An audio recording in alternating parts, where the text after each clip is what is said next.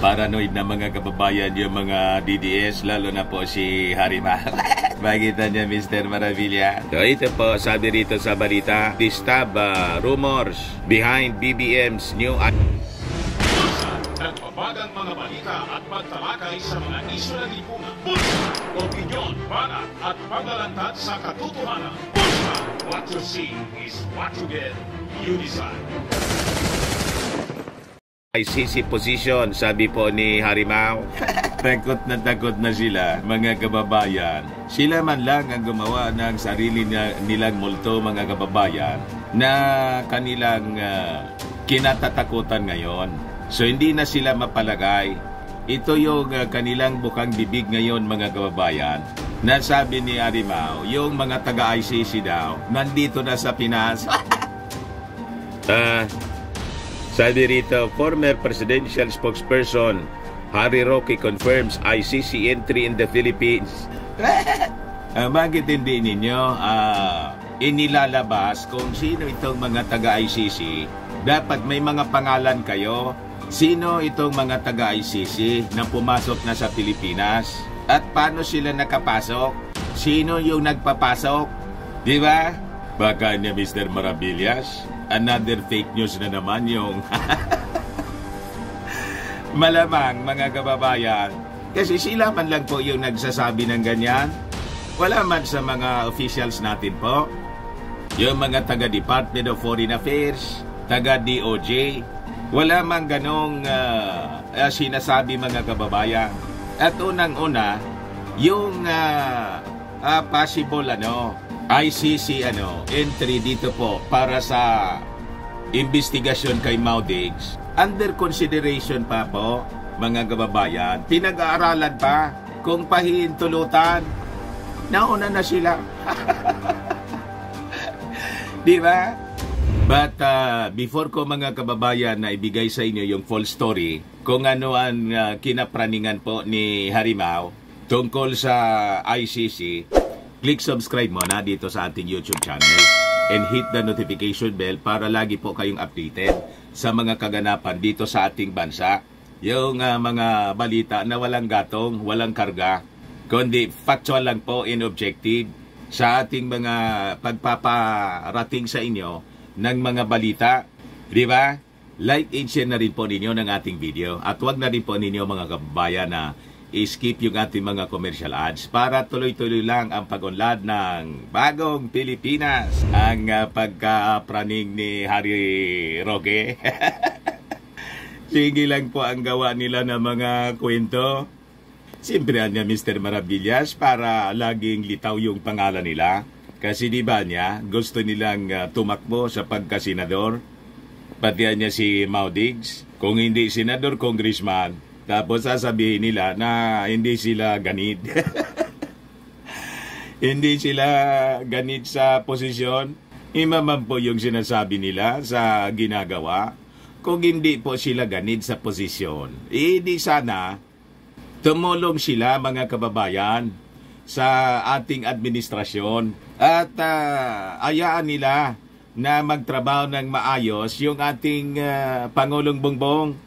Kasi sila po ay lipas na, di ba? Inayaan na natin sila na makapaglingkod, makapagtrabaho sa ating pamahalaan bilang Pangulo at mga opisyal ng ating gobyerno. Di ba? At ngayon, yung 31 million Filipinos nagsabi na ang gusto namin na maglingkod sa amin, yung ating Pangulong BBM. Pagkatapos yung ka-unity pong si Inday, sige ang pang-away. Imbis na tumutok, mga kababayan, sa kanyang trabaho sa DepEd, kung ano-anong issue yung sinasalihan po. Wala sa focus, mga kababayan. At ngayon lang ito nangyari sa history ng politika dito sa ating bansa. You just imagine, di pa magdadalawang taon yung ating Pangulong Bongbong Marcos, gusto na nilang palitan. Kung hindi kasopangan po ang tawag dyan, anong tawag ninyo? Kasi tingin nila, sila na lang yung magaling. Di ba? Wala na sa kanilang magaling mga kababayan, kundi si Maudigs. But anyway, balikan natin itong kwento rito na ang sabi, yung destabilization rumors daw, yun ang nasa likod ng pagbabago ng posisyon ng ating Pangulong Bongbong Marcos sa ICC, sabi po ni Harimao. Kung halimbawa, yun ang totoo, pero wala tayong information na gano'n. Halimbawa lang na nagbago yung posisyon ng ating Pangulong Bongbong sa isyu ng ICC, na open na siya na pumasok para mag-imbestiga rito. At yung nag-trigger sa kanya para magbago ng posisyon ay yung destabilization rumors. Di ang ibig sabihin nun, tama lang po ang pagbabago ng isip ng ating Pangulong Bongbong. Alangan man ayaan niya na lamunin ninyo. Di ba? Pag ganon, ang dapat nasisihin sa pagbabago ng posisyon ng ating Pangulo, kayo, kasi nga, nagplano kayo ng destabilization. O di ba? Inadmit ninyo na nakipag-usap yung dating Pangulong Digong sa mga retired generals. May isang ang opisyal, dating retired official po. Sige ang daldal ngayon sa social media. No, ito po. Sabi dito, si Digong ang nagpalibing sa tatay mo. Tapos, papahuli mo sa ICC. Kita ninyo, mga kababayan, yung mga sinasabi nila, nanonumbat. Gawa-gawa sila, mga kababayan, ng isyo. Unang-una, sino ba nagsimula ng problema kung hindi kayo? Ito yung isyo ng ICC, mga kababayan, ay consequences po ito ng mga actions ni Digong nung siya pa yung Pangulo. Kung hindi siya nagmalabis, mga kababayan, di wala sana siyang kaso sa ICC. Pangalawa, sa isyu, mga kababayan, ng pagpalibing. Nanonumbat kayo, hindi makakaposisyon si Digong sa pagiging Pangulo sa Palasyo Malacanang kung hindi sinuport ng mga Marcos loyalist. So dapat lang na tawag dito sa amin, balusan niya. Di ba? Ginawan siya ng favors ng mga Marcos, mga kababayan. Sinuport ni Amy Marcos all the way. Nanalong Pangulo. O di may obligasyon din siya sa Marcos na ipalibing yung bangkay, mga kababayan, sa libingan ng mga bayani. Tama? O ngayon, di amanos na. Wala man dapat silang isumbat, mga kababayan. Hindi si Maudigs magiging Pangulo kung walang Marcos loyalist. Tama pa? Anong rason na manonumbat silang ganito? Amanos na, bayad na po. At dahil po sa unity, naging Vice President si Inday. Kung hindi, wala siya sa pagiging Vice Presidente. Kung tumakbo naman siyang Pangulo, siguradong talo. Tama? Kasi kung naniniwala silang panalo, nakaupo yung tatay niya bilang Pangulo, di sana tumakbo siyang Pangulo. O hindi sila naniniwalang mananalo. Tama pa? Kaya wag kami, yung mga style ninyo ng mga propaganda, na dapat magtanaw ng utang na loob yung mga Marcos. Kasi si Bongbong Marcos hindi magiging Pangulo kung hindi nakipag-unity kay Inday. Yung 32 million na boto niya, yung excess sa 31 million, yung less than 1 million, yun man lang po ang DDS. Yung 31 million na boto ni Inday, mga Marcos loyalist yun. Kaya ang dapat magtanaw ng utang na loob, kayo sa mga Marcos, mga Marcoses. Inabaliktad ninyo, parang yung China, sila yung nangbubuli, sila yung pabiktim. Pariyasan niya, Mr. Maravillas, yung pag-ugali nila. Tama. Kanino pa, mga kababayan, magmana. Sabi ni Harry Roque, so what could have provoked PBBM to change his mind? My informant revealed that the president was dismayed by the destabilization rumor allegedly involving retired military officers and former President Rodrigo Duterte or FPRRD, sabi po ni Roque sa isang forum. Di kung ganon, tama lang, justified lang. Kung halimbawa totoo yung informant ninyo, ibig sabihin gusto lang i-protect ng ating Pangulong Bongbong Marcos yung ating gobyerno. Kasi siya may mandato po na maglingkod. Pagkatapos, may destabilization rumors. Ang destabilization po, illegal po yan, yung kudita, mangagaw ka ng gobyerno. Kung ako yung ating Pangulong Bongbong Marcos, yun din ang gagawin ko. Di ba? Para mawala yung threat, yung nananakot ng destabilization, ipadala na natin sa ICC. Kaninong kasalanan yon? Pero wala man tayo po na confirmation sa ganong mga balita. Kwento man lang ito ni Harry Roque. Nanggugulo lang ito. Malamang ito yung sabi sa kanya ni Xi Jinping. Guloy ng politika rito para humina. Iba yung nagsabi ni Senator JBR Sito. So sabi rito, the same military veterans reportedly informed Marcos of the discussion with Duterte, he said. In reaction, Marcos started having second thoughts about completely disengaging with the ICC.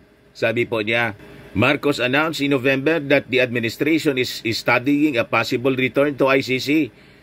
And this was about the same time as rambling about the supposed plot came out. O di, ang may kasalanan po, ang kampo ninyo, si Maudigs, kung bakit nagbago yung isipan, kung totoo yung kwento ninyo. Kung bakit yung posisyon ng ating Pangulong Bongbong Marcos, siyempre gagawa din siya ng mga hakbang to protect the government and his administration. Alangan man matulog lang. Kung walang attempt sa inyo, o di hindi sana nag-isip ng ganito. Yung ating Pangulong Bongbong Marcos, ayan tuloy, yung Congress, nagpasa ng resolution para papasukin na yung ICC. Ngayon, galit kayo. Kayo yung simula ng lahat ng kaguluhan po. Kahit yung problema po sa Congress, nagsimula doon sa actions ni Hilo Garcia. Nag-attempt pong mag-kodita sa Kongreso. Maayos na sana. Ayun tuloy, binawi ng Congress yung confidential funds ni Inday. Ayaw ninyong makisama. May mga pailalim kasi na ginagawa yung kampo ninyo. Yun ang nakatrigger. Kung ako din yung Pangulo, yun ang gagawin ko. Tama pa. Alangan man matulad siya kay ERAP, tinake over ni GMA, at saka yung kanyang tatay, biglang tinake over ng mga dilawan. Diba? Nang agaw ng posisyon, di man sila nanalo. Sabi dito, but Roque, while admitting that he did not know what Duterte discussed with the military officials, Marcos has nothing to worry about from his predecessor. Ano magtitiwala? Laging double talk si Maudigs. Ano man yung rason, makipag-usap siya sa kanyang mga dating mga military generals, mga retired generals. Retired na din siya. Dapat sa kanya manahimik. Diba? Hindi na nagsasalita at hayaan niya yung kanyang predecessor na magtrabaho. Yun dapat ang ginagawa ng former president. Hindi yung daldal ng daldal as if siya na lang ang magaling. Lumipas na yung kanyang panahon. Pagbigyan naman niya. Diba? Yung sumunod sa kanya. In like manner, yung ating Pangulong Bongbong Marcos, I think, pag may pumalit na sa kanya after his term expires in 2028, mananahimik na yung ating Pangulong Bongbong. Ganon lang dapat. Masyado kasi kayong nagmamagaling. Sabi ni Harry Roque, I do not see any reason why the government should be suspicious of FPRRD's periodic meetings with these people.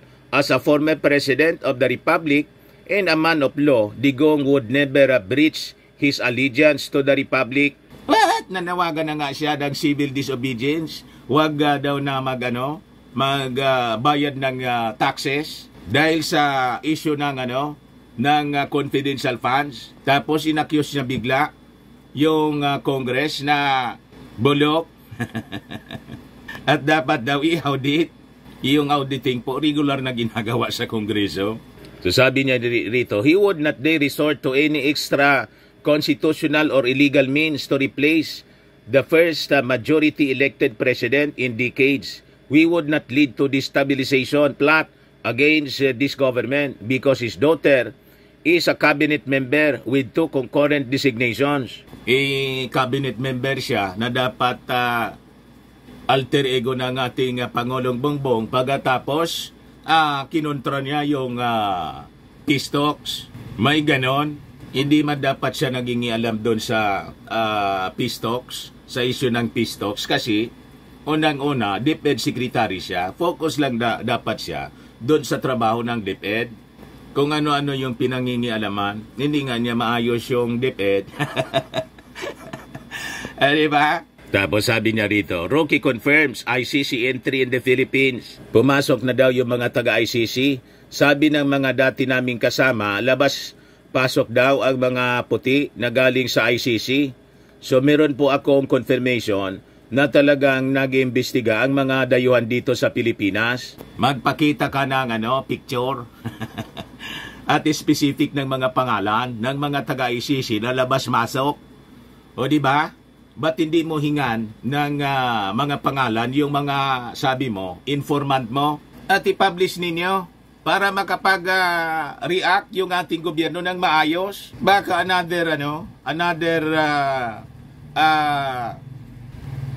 another case na naman ito ng fake news tulad ng nangyari doon sa kinasangkutan ni Jeffrey Celis. 1.8 billion daw na travel expense ni Martin Romualdez. Tapos yung source po, Senado. Ayun, ang imbestigahan, mga kababayan, inadmit niyang mali sila. Wala mang ganon. Ayan tuloy. Nasadlak sa malaking problema, nadamay yung SMNI. Anya Mr. Maravillas, may appeal sa Court of Appeals yung mga abogado ng SMNI na baliktarin yung desisyon ng NTC. Halimbawa, pagbigyan sila ng Court of Appeals, paboran sila. Yung Congress po ang may ultimate say sa franchise. Sila yung magdidesisyon. Once na na-prove talaga beyond reasonable doubt kung sa husgado na talagang maraming violation sa franchise rules ang SMNI, babawiin sigurado yung franchise kasi yung power na yon sa Kongreso. Naintindihan ninyo? Ayan man lang po, mga kababayan, baka lang gusto ninyo itong itry. Firmax Firming and Lifting Cream, pinapahid po sa mga pulses in affected area. Mainam po sa paninigas ng mga kaso-kasuhan. Ito naman po, Automax Radiant Serum. Sa mukha naman yung application. Anti-aging po siya. You will look 10 years younger than your age. Sa mga cancer patients naman po, baka lang gusto ninyo itong itry. Naig siya Red Mix Fruit Drink. Hindi man po siya gamot, food supplement siya. Kaya lang, gawa siya mga kababayan sa goji berry. Yung goji berry may anti-cancer properties. Ayos, yung mga inquiries ninyo, dumiritso na lang kayo sa aming messenger sa Facebook para masagot namin agad. Ako po si Dante Maravillas. Bye-bye po. God bless. Sa mga naghanap po ng malinis and spacious fitness gym, punta lang po kayo sa aming Colossal Fitness Gym. We also offer Grab car rental with our brand new 2023 model ng Toyota Innova. And also accept booking for those who are planning to travel via PAL, Cebu Pacific, and other airline companies, local and international. And bills payment po for Meralco bills, PLDT, etc. Ang Colossal Fitness Gym is located at 3rd floor, Security Banga Building, Lanco Business Park, Legazpi City, Albay. For inquiries, look for Jilon Maravillas. Contact number 0966-802-0949.